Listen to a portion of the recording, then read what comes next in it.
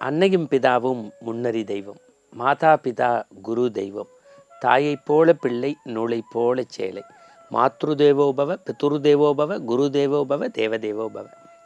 இந்த சொற்றொடர்களை இதயத்தில் தாங்கி அறவழியில் ஆன்மீகம் அப்படிங்கிற ஒரு கட்டுரை ரொம்ப படித்தோன்ன கண்களில் அப்படி நீர் வந்தது. பொதுவாக நம்ம தாயினுடைய மேன்மை குறித்து படமுறை இந்த ஆனந்த ஆரம்பத்தில் ஆதிசங்கரருடைய மாத்ருகா பஞ்சகத்தை சொல்லி சொல்லி அழ வைத்திருக்கிறோம். கமலவதி என்கின்ற பெரிய புராணத்து பெருமைக்குரிய அடியார் ஒரு நாளிகை கழித்து குழந்தை பேறு பிறந்தால் சிவாலயங்களை கட்டக்கூடிய மன்னனாக வருவார்னு தான் உயிரையே மாய்த்து கொண்டு பிள்ளையை பெற்று தந்த பெருமையை பேசியிருக்கிறோம்.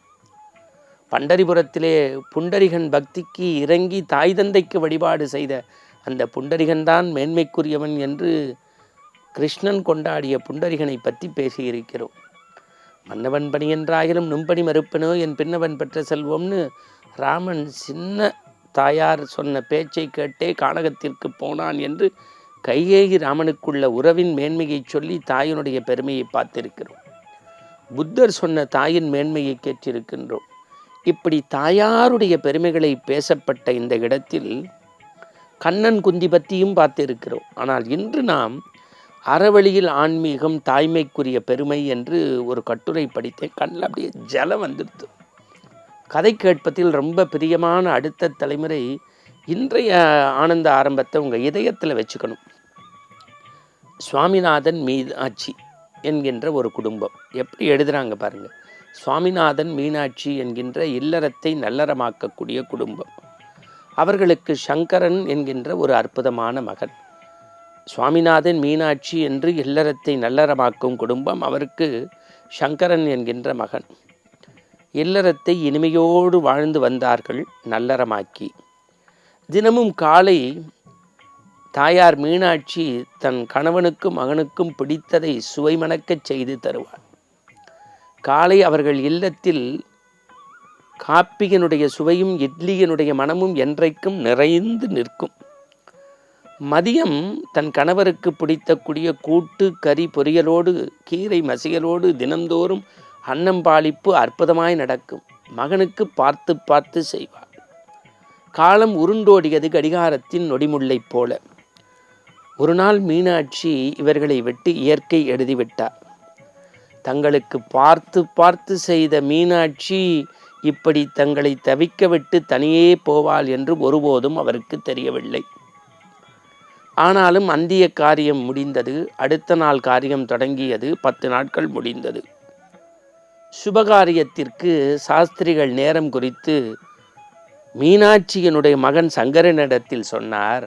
அப்பா சங்கரா, சுபகாரியத்திற்கு உன் தாயாருக்கு என்ன பிடிக்கும் என்பதை தெரிந்து அறிந்து அதை நீங்கள் தயார் செய்து வைக்கலாம், மிக சுபம் என்று போய்விட்டார்.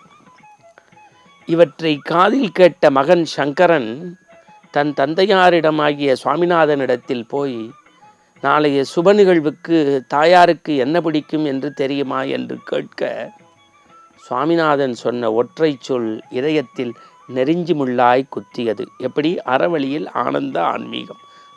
அந்த கட்டுரை படித்தோன்னு அழுதுட்டேன். சுவாமிநாதன் சொல்கிறார், எனக்கு என்ன பிடிக்கும் சங்கரா, உனக்கு என்ன பிடிக்கும் என்று பார்த்து பார்த்து உன் அம்மா செய்தாள். ஆனால் அவளுக்கு என்ன பிடிக்கும் என்று ஒரு நாளும் நாம் கேட்கவில்லை. எனக்கும் அது தெரியாது. ஆனால் அவளுக்கு என்னையும் உன்னையும் மிகவும் பிடிக்கும் என்பது தெரியும். 10 மாதம் சுமந்து பெற்ற உனக்கும் கட்டிய கணவனாகிய எனக்கும் கடைசி வரை மீனாட்சி இந்த மண்ணுலகில் இருக்கும் வரை என்ன பிடிக்கும் என்று கேட்கவில்லை. கேட்க தவறிவிட்டோம், கேட்க மறந்து விட்டோம். இதுதான் நிதர்சன உண்மை என்று முடிக்கிறார். நான் சொல்கின்றேன், தேவாரம், திருவாசகம், பிரபந்தம், ஆதிசங்கரர் பகவத்பாதாவினுடைய மாத்ருகா பஞ்சகம் படிப்பது கேட்பது முக்கியம்தான். கும்பமேளாவில் குளிப்பதும் கும்போகணத்து மகாமகத்தில் குடிப்பதும் கோதானம் பண்ணுவதும் முக்கியம். அதை விட முக்கியம் தாயார் வாழ்கின்ற காலத்தில், தாயார் இருக்கின்ற போது என்ன பிடிக்கும் ஏது பிடிக்கும் என்று பார்த்து பார்த்து பணிவிடை செய்பவன்தான் பரந்தாமனுடைய பாதார விந்தங்களை சேவிக்க முடியும் என்கின்ற கட்டுரையே இன்றைய ஆனந்த ஆரம்பத்தில் சொல்லி, உலகத்தில் நிலைத்த ஆனந்தம், நிறைவான ஆனந்தம், நித்தம் நித்தம் ஆனந்தம், தாயாருடைய அன்பு, அவருடைய மனம் நோகாமையே என்பதையே நிறைவாக்கி கொண்டால் எல்லா நாளும் இனிய நாளே. மீண்டும் நற்சிந்தனையோடு நாளை சந்திப்போம்.